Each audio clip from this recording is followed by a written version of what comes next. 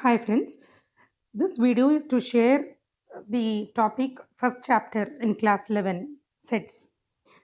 So what is a set? Set is a well-defined collection of objects. How can we represent a set? We can represent a set in two forms. One is the roster form, the other one is the set builder form. So how do we represent in the roster form? Let's take an example. Set of all even positive integers that is less than 7. So set of all even positive integers will be 2, 4, 6, which should be less than 7. So we are now representing it in a set. So what are the conditions in roster form? All the elements are listed. So 2, 4, 6 we have listed. They should be separated by commas. So we have separated by commas. They should be enclosed with the braces. So this is how a roster form set is represented. Now going to set builder form, the elements of a set possess a single common property that is not possessed by any element outside. That is, suppose we give it as x colon x is a vowel. X is a vowel in the English alphabet. So when x is a vowel, we say x can be a, comma e, comma I, comma o, comma u. So in set builder form also, we have to represent it in brackets and separated by commas. Next, we'll move on to type of sets. The first type of set is an empty set. Here, what is an empty set? A set which does not contain any element. That's called an empty set. Now, we can call it as empty set or a null set or a void set. For example, let's take A is equal to here x colon x less than 6 or greater than 5. X is a natural number. So, a natural number between 5 and 6 is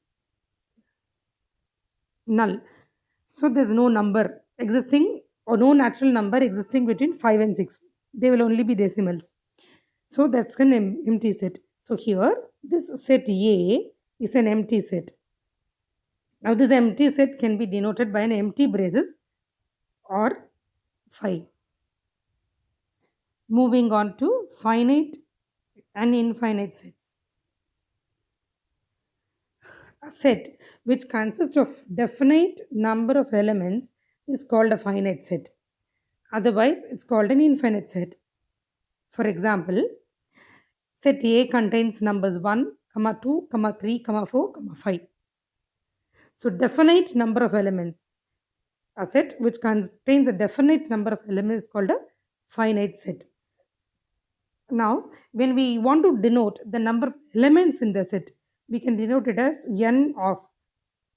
So, here this is the first element, 2 is the second element, 3 is the third element, fourth element, and the fifth element of the set. So, the number of elements in the set is 5. So, n of A can be represented as 5. So, this n of A represents the number of elements in the set A. Now, for infinite set, example is B is a set containing all natural numbers. So, all natural numbers is, it goes on. So, it is infinite. So, those type of sets are called infinite sets. So, n of B, the number of elements be infinite here. Moving on to equal sets.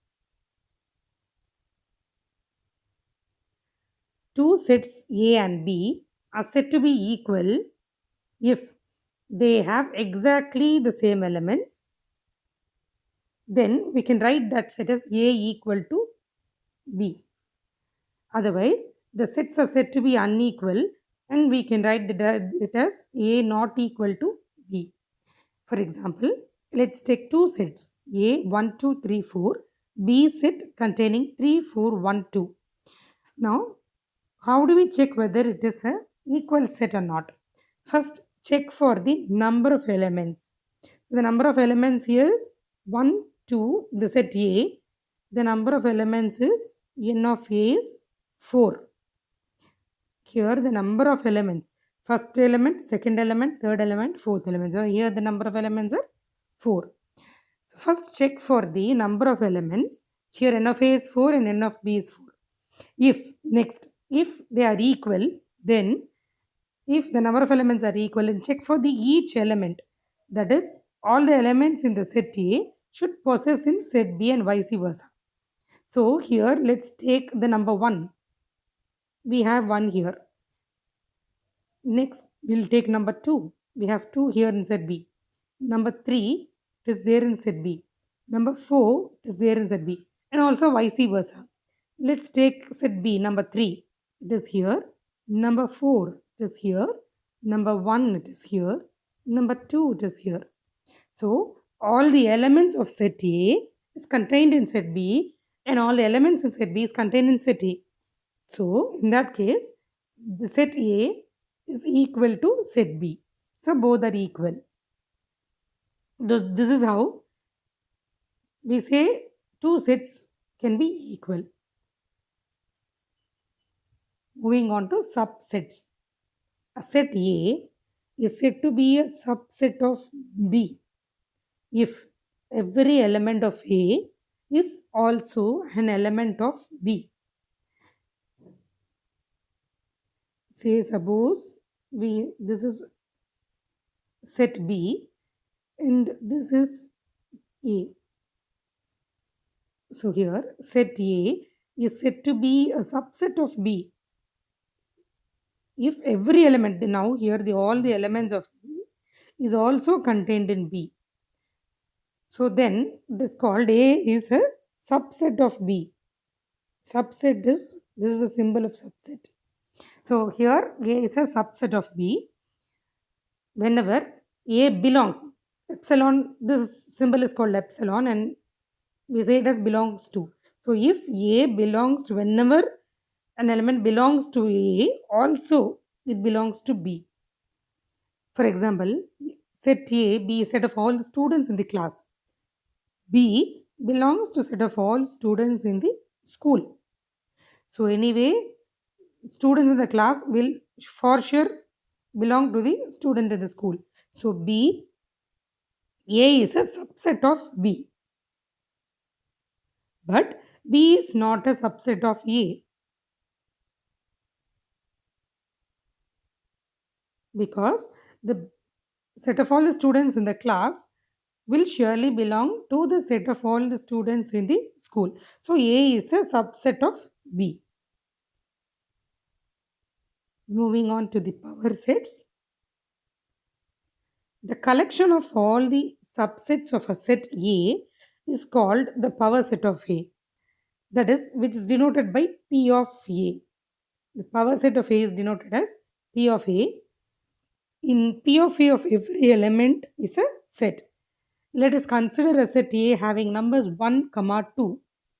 Then the subsets of 1, 2 can be a null set.